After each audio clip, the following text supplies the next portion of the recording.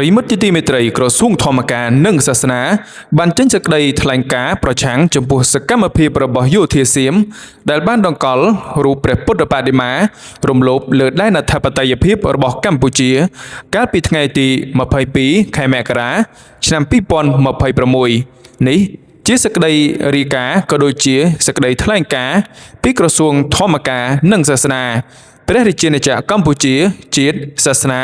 ព្រះមហាក្សត្រសេចក្តីថ្លែងការណ៍របស់ក្រសួងធម្មការនិងសាសនាប្រឆាំងជំទាស់ចំពោះសកម្មភាពរបស់យោធាថៃដែលបានតម្កល់ព្រះពុទ្ធបដិមារំលោភបំពានលើដែនអធិបតេយ្យភាពរបស់កម្ពុជាស្របតាមសេចក្តីប្រកាសព័ត៌មានរបស់ក្រសួងការបរទេសនិងសហប្រតិបត្តិការអន្តរជាតិចុះថ្ងៃទី21ខែមករាឆ្នាំ2026ស្តីពីការតវ៉ាប្រឆាំងចំពោះសកម្មភាពរបស់កងកម្លាំងប្រដាប់អាវុធថៃក្នុងតំបន់ដែលបានកាន់កាប់ក្រសួងធម្មការនិងសាសនាសូមតវ៉ាប្រឆាំងដាច់ខាតចំពោះសកម្មភាពរំលោភបំពានរបស់យោធាថៃដែលបានកសាងព្រះពុទ្ធបដិមានៅភូមិអានសេះឃុំចុងសានស្រុកចុងសានខេត្តព្រះវិហារក្រសួងធម្មការនិងសាសនាសូមជម្រាបជូនថាការតម្កល់រូបសំណាកព្រះពុទ្ធបដិមាលើទីតាំងរូបសំណាកបដិមាព្រះវិស្ណុដែលត្រូវបានបំផ្លិចបំផ្លាញដោយយោធាថៃនៅតំបន់អានសេះខេត្តព្រះវិហារគឺជាការរំលោភបំពានមកលើដែនអធិបតេយ្យភាពរបស់កម្ពុជាផ្ទុយទៅនឹងគោលការណ៍ជាមូលដ្ឋាននៃច្បាប់អន្តរជាតិដែលបានហាមឃាត់ការកាន់កាប់យកទឹកដីដោយប្រើប្រាស់កម្លាំងនិងផ្ទុយស្រឡះទៅនឹងការបញ្ញាចិត្តរបស់ថៃក្នុងការដោះស្រាយវិវាទដោយសន្តិវិធីក្រោមកិច្ចព្រមព្រៀងបទឈប់បាញ់នៅថ្ងៃទី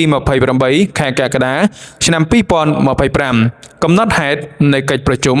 គណៈកម្មាធិការព្រំដែនទូទៅនាពេលកន្លងមកសេចក្តីថ្លែងការណ៍រួមស្តីពីសន្តិភាពនិងដំណោះស្រាយវិវាទដោយសន្តិវិធីចុះនៅថ្ងៃទី26ខែតុលាឆ្នាំ2025និងសេចក្តីប្រកាសរួមនៃកិច្ចប្រជុំពិសេសរបស់គណៈកម្មាធិការព្រំដែនទូទៅនៅថ្ងៃទី27ខែធ្នូឆ្នាំ2025ដែលបញ្ជាក់ជារួមអំពីកាតព្វកិច្ចរបស់ភាគីទាំងពីរក្នុងការមិនអនុវត្តវិធានការជាឯកតោភាគីនិងសូមឲ្យយោធាថៃចូលរួមគោរពដោយស្មោះត្រង់ចំពោះលក្ខខណ្ឌនិងស្មារតីនៃកិច្ចព្រមព្រៀង